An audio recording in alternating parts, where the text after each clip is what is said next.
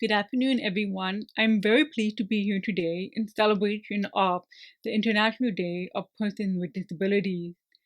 I am especially grateful to Dr. Matthew Jones for the invitation to deliver this lecture and to all of you for joining in our conversation to envision what an accessible future looks like. I am beaming in from my home office here in Newark, Delaware, the unceded land of the Nanticoke and Lenni Lenape tribes, sitting in front of two book walls. I am an Indian woman with shoulder length curly hair, and I am currently wearing a pink blazer on top of a purple plaid blouse, and I have these giant gold hoop earrings on. We are gathered today in celebration, but also in our informed commitment to promote inclusivity and access in our quest for disability advocacy. About 2 weeks ago, the BBC released their 100 Women list of inspiring and influential women from around the world. Women who, during this turbulent year of 2020, served as extraordinary leaders in areas of knowledge, leadership, creativity, identity, and sacrifice.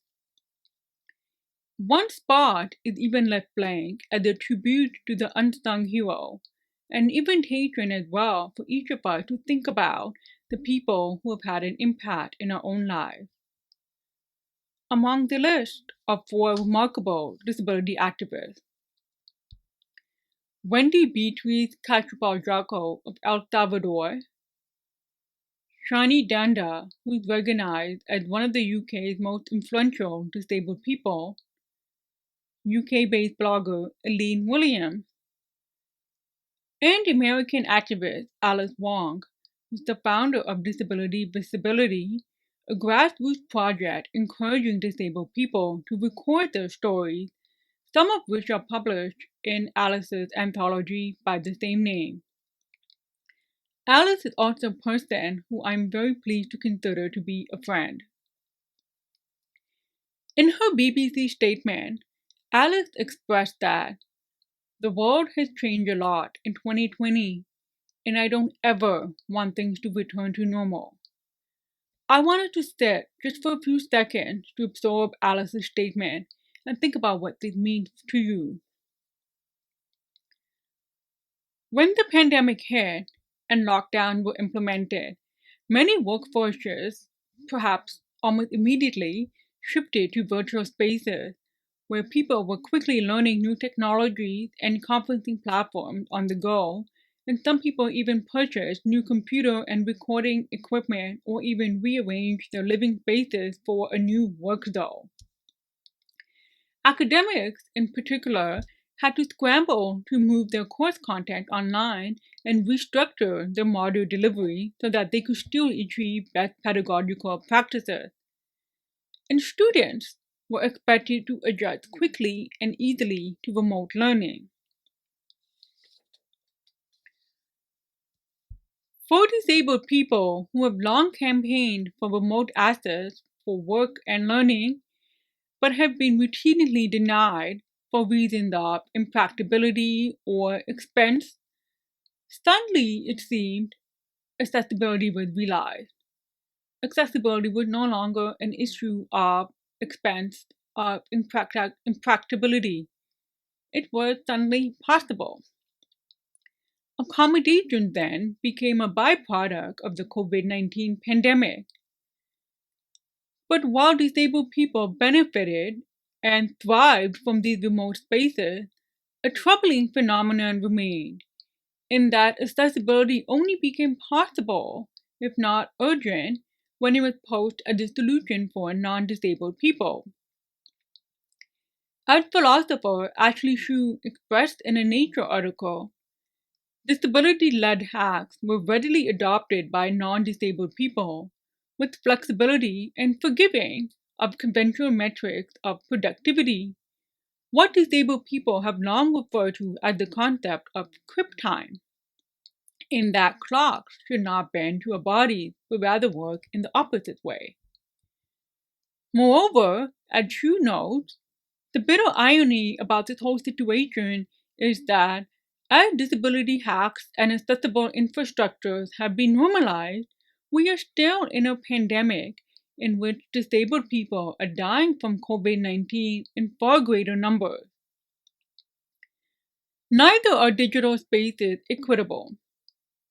This new digital normal has exacerbated accessibility challenges that also reflect existing socioeconomic, racial, and gender disparities. We regularly refer to as Zoom fatigue, for instance, the increased hours spent staring at a screen, which results in physiological and mental drainage. And we quickly observe spaces that are meant to be accessible but fail to provide accommodation, like closed captioning, which has quite frankly been a disaster for online learning, despite the deaf community's lobbying since the 1980s for captioning to be standard in all telecommunications platforms. I can share with you my reality about what it's like to be a deaf professor. Quite simply, I am exhausted. Back in March, in anticipation of a potential lockdown and shift to remote learning, I surveyed my classes on what they thought was the best option for moving online. So, whether we would have synchronous seminars, monthly meetings, or simply no video engagement at all. In the survey, both classes opted for continuing our lessons strictly on our learning platform because they were worried about how the pandemic would result, what the lockdown would actually entail. And they were actually just generally worried about their ability to survive and be productive in the middle of a pandemic. This decision by my students also came as a tremendous relief for me because at the time I just didn't have the time or the technological expertise to figure out how to make our virtual classrooms accessible, not just for the students, but for myself as well. The little experience I had with Zoom for the occasional workshop made it very clear to me that digital spaces are not always inclusive for people on the audiological spectrum. So, how do deaf and hard of hearing people communicate through a technological interface that was not initially created with their asset needs in mind? So, in preparation for a possible fall semester that would be delivered remotely, for nearly 3 months over the summer, I experimented with various captioning platforms. I tested out programs for companies, and I even wrote accessibility reports to disseminate amongst academic societies who were thinking about putting together a virtual conference. What became abundantly clear, however, is that many of the captioning platforms are severely limited. They rely on nonsensical auto captions, which tend to deliver often incomprehensible run on sentences, and the algorithm is often slow, censors words, or fails to achieve speech recognition accuracy, especially for people who have accents. So, in my experience so far, Google Meet does provide the best captioning for live video conferencing, and the algorithm seems to remarkably improve the more you use it. But the ultimate version of the program for teaching, one that includes features like breakout sessions, or the ability to raise your hand, or ask a question, or take a poll, is costly and it's not available for public subscription. And the gold standard of live captioning, communication access, real time translation, or CART, which relies on human steno captioners, are often too expensive for many organizations, universities, or even university departments. So, if they're too expensive for online events, they're often disregarded or ignored in favor of built in captions that, as many deaf people point out, are merely another form of auto captions. A further complication, moreover, is that captions are not always legally provided, even though since the 1970s the deaf community have been advocating for the full inclusion of captions in all forms of telecommunications covered by the law. In the United States, the Americans with Disabilities Act, for example, outlines capture as a legal requirement that is overseen by the Federal Communications Commission. However, this is regulated only to television broadcasts and film, not for digital content or streaming platforms like YouTube or even live events hosted on conference platforms such as Zoom. And even when event organizers go above and beyond to ensure that their virtual spaces are accessible, the technological limitations are often troublesome for deaf people. In my own experience, for example, captioning delays aggregates brain fog, making it difficult for me to concentrate and respond to questions. My digital hearing aids can also fail to capture certain frequencies, and spotlighting Zoom video doesn't always capture the nuances of accents that are necessary for lip reading. And there is a tremendous energy drain when trying to participate in a platform that is not designed for deaf and hard of hearing people. But all I can do on my end is to ensure that I have set up as much access as is necessary to meet my own individual needs. So often I have backup captions on a transcription app on my iPad and another backup option on my cell phone. But there are times that all the proper advanced planning and contingency measures cannot prevent a technological disaster. Sometimes the technology just doesn't work. And this was the case for me last month when I was delivering a public lecture and all four captioning platforms that I had set up and that the event coordinators provided failed to work. So the Q&A section of my own talk became inaccessible for me. When I address examples of inaccessibility in my own life, I tend to reflect on two phrases that encapsulate the ineffectiveness of a capitalist society to reduce technological barriers for disabled people unless they are proven to be profitable. The first is historian Mara Mill's concept of assistive pretext, which describes scenarios in which technology that is initially created for disabled people is presented as a precursor or an inspiration or a test case for a more mainstream solution for non disabled people. A classic example is the development of the telephone, which was initially devised as a speech training device for deaf people, but then became a phenomenon that excluded the group that it was designed for. And another prominent example would be the curb cuts, which were initially conceived of for people who used wheelchairs, but then it had a much universal appeal that anybody who was moving some an equipment on wheel or using a cane or have trouble adjusting to the height of a curb all benefit from curb cuts. The second phrase that I want us to embrace is the concept of disability dongle. Defined by disability advocate and design strategist Liz Jackson as a well-attended, elegant, yet useless solution to a problem we never knew we had, these are essentially high-tech solutions for the disability community that are often prototypes that bypass infrastructure and institutional asset needs. These are solutions that are designed without input from disabled people and intended to be marketed to a very small subsection of wealthy disabled users. An infamous example is the stair climbing wheelchair, which occasionally makes the rounds every few weeks on social media. Other less familiar examples include the sign language glove and the brain reading and tentative view classes from MIT Media Lab, which was created long before the pandemic and designed for students for viewing online lectures. So the way this works is that it sends vibration or low electric shock to nudge the student to pay attention to the computer screen.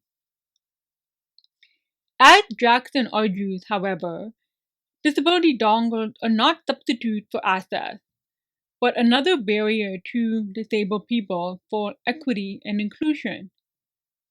If disability is always constructed as a tragic and personal problem, then these individual high-tech fixes are presented as appealing solutions. So when Segway, for example, introduced their self-balancing stroller for adults, disabled people were very quick to reply, "Isn't this just another expensive wheelchair?" But there's really a larger problem here, a larger issue here with disability dongles and assistive pretext, in that many of these technologies tend to overlook the asset needs of the disability community and offer it as very simple, sometimes complicated, paternalistic solution. So what happens then if we design for inclusion?